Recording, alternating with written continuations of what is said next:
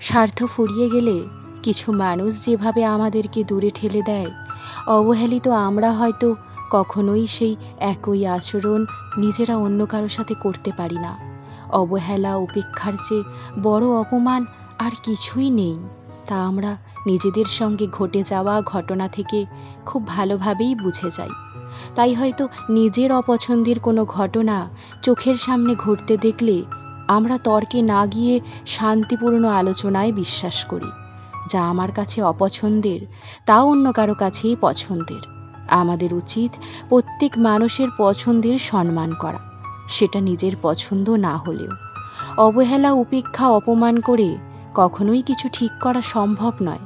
মানুষকে বুঝিয়ে বললে হয়তো তারা বুঝেও যেতে পারে। একটা অবহেলিত তুমি এর থেকে অবহেলিত তোমরা হওয়ার রাস্তাটা বন্ধ করতে অবহেলিত তুমিটাকেই লড়ে যেতে হবে।